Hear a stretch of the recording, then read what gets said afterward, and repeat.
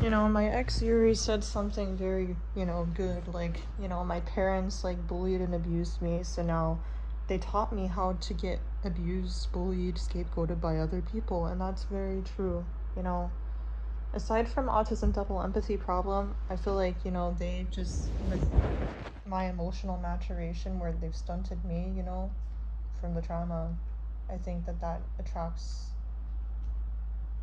that has developed me to attract and, navigate and why can't I think right now? My brain fog from sleep deprivation. Um, to gravitate, damn it, towards places that are detrimental for me, where I'm not treated well and I'm not actually valued very much, which only then triggers my own defenses more. And it's a destructive cycle. Which people say that's where therapy would help you. But you know what? Like, let me just tell you something, I hate the idea of having to, like, be paid, like, to pay to be cared for by somebody else. Why did other people get that and I have to be in that lower position, Why? Why can't I have my need? Why do I have to walk around with a gaping hole? Like, they just teach you how to cope with that hole and never actually give you the nurturance. They teach you how to get it as, an adult with, a non-parental relationship. I want, like, a non-romantic parental relationship to give it to myself. I want my chance to have my needs nurtured with where I'm developed at now. That's why I'm very drawn to primal psychotherapy, where you could literally cry and scream with a therapist there with you in the room. You could have, like, stuffed animals there. They could hold you while you cry. But yeah, like, people were bred to see me as the problem. Double empathy problem stuff with autism amplified this, but that's the fundamental root of it. Like, my autism just kind of, not being received well by others, and then, me not having people in person who I could, have that care about me, to talk to.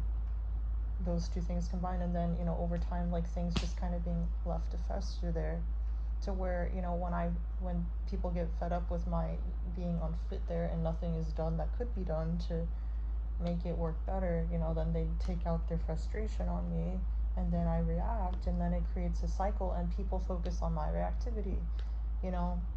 People should look at this video.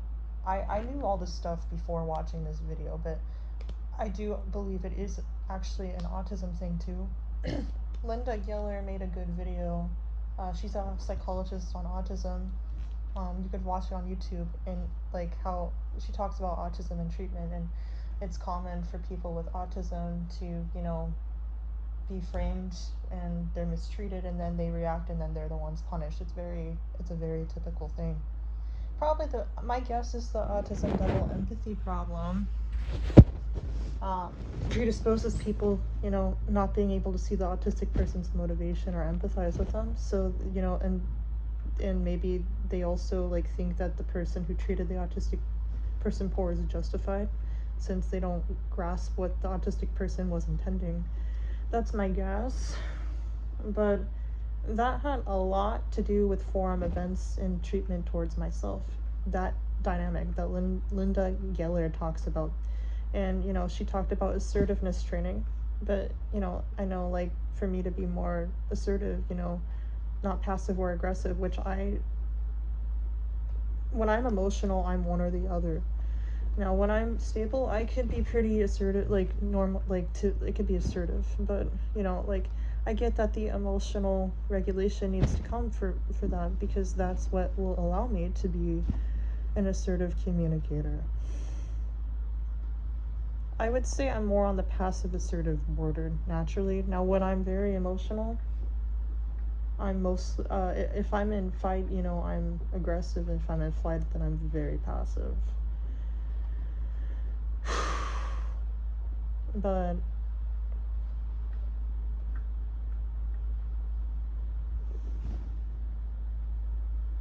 Yeah, like people were engineered with everything to just see me as the problem because they lacked information. Nothing was being done. And, you know, my atypicality annoyed more and more and more and more people over time. That made me look like the toxic person when it was invisible that, you know, this was there. The history is invisible. You know, the what could be done and that was neglected is invisible. And, you know, people started to dogpile on me. That is what happened. Hang on. Yeah. Yeah, that's okay. Thank you. Yeah, that would be good. Thanks. What was I saying? Shoot. Yeah, over time, you know, like that's what happened. And yes, like I was too involved on the forum. You know, I should have taken breaks from the forum. It did make it harder that I was physically sick, you know, from everything, from all the stress, you know, that I had to deal with, because it put me more inside, you know. But I did try to watch anime sometimes, but, you know, that in my defense, that made it harder for me to you know, have places. And, you know, due to autism social difficulties, you know, with autism double empathy problem stuff, it is very, very, very hard for me to find new places to socially interact with. Very hard. And believe it or not, but I'm not extroverted enough to find, you know, new places. And, you know, the only reason why I'm online now is because I'm stressed, like dumping online like videos is because I'm stressed, and because I'm just believe it's better to communicate by voice since people misinterpret me so much. It's led to extreme consequences in my life with that.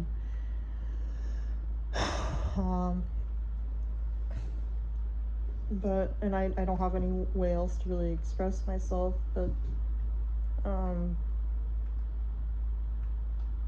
yeah, like, it's hard for me to find new places. You know, I've dealt with a lot of problems. If you had seen a message that a user named Palm said, this whole like scattered typing thing got criticized again, you know, like on Discord when I attempted to go to a new typology community, which I left. And, you know, Palm, who was a server member, you know, she's worked with autistic people. Like, she even said this happens everywhere she goes, you know. Like, Palm knows that I'm not like a malicious person or anything. You know, she is a former forum member, and she left because of how toxic the forum is. You know, like I said, so many people left because of how toxic the forum is, and people didn't want to listen to me. And that is actually why it even became a quote-unquote spamming problem for me. People just kept saying, you're making excuses, because they didn't, I guess they thought that I wasn't like putting an effort to use edit. But if you even looked at a lot of my writings, almost all of them had edits. You know, I remember Godslave even saying that before, that you edit the most out of everyone on the forum. That goes to show you how I can't even contain it. And if you made me write all that stuff in one block, that's a huge wall of text that actually makes it like harder to read. It's just that the internet is not compatible with my neurodivergence, because how my brain works is I get bursts of thoughts, like they kind of cascade into one another. This is why I believe I'm probably in Galenko, a vortical synergetic cognitive style. It's just wild chaos of thinking, a kaleidoscope of thoughts, you know. It's chaotic, and people don't like that chaos. Even more rational types don't. But that type of thought process and writing is not really designed very well for the internet, which also causes me problems. And the autistic self-referential stuff, the 4-core stuff, and it just predisposes a lot of problems for me. You know, that's my reflection of things.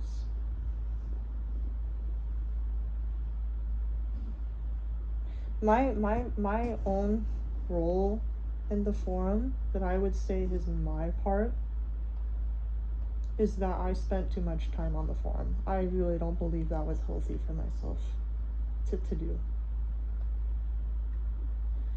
But it did make me, you know, develop friendships. Like, FS92, I feel like I could become friends with, I don't really want to say their names because people are gonna, like, think that, you know, they're, like, related to, like, the forum report, but I did make friendships, so that was good, you know.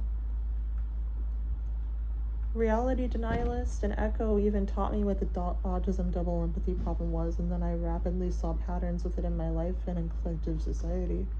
There were things that I really learned from the forum that were good. You know, I learned that I might even be Circassian and not Turkish because of Echo. There were some good things with it. But yes, I spent too much time there, which is not healthy for myself. That's the withdrawn Enneagram core in the SOSX most extroverted stacking thing, you know, like where I like gravitate towards to emotionally like process my emotions. It's a withdrawn medium, but it's social. It's the most instinctive extroverted way you can externalize it emotionally, but it's still an introverted core. You know, like I agree with, you know, the idea that, you know, I have some extroverted qualities to me, but it's like I'm an introvert with an extroverted lean, and I'd put my childhood for why I had to become that way. You know, being bullied by so many kids growing up forced me to pay more attention to other people. My parents putting me in 8 sports that I didn't want to be in made me have to interact with other kids. They made me always talk to strangers with them, you know, and I was often shy and hiding away from them, even before I was traumatized. That caretaker, Linda, who knew me growing up, even said, "You were so shy growing up. You never talked to me with your parents." Yeah, like you know, that was before I was traumatized. You know, I'm an introvert with an extroverted lean, a social introvert and a cognitive introvert, and an energetic, you know, an introvert with where I get my energy, which is somewhat tied both to cognition and social. I'm more energized by my own inner thoughts. Like, even on the forum, I was always writing about my own thoughts. You know, that's introverted. That's not taking the external point of view and diverting where it goes there. That's an introverted process where I mentalize and feel.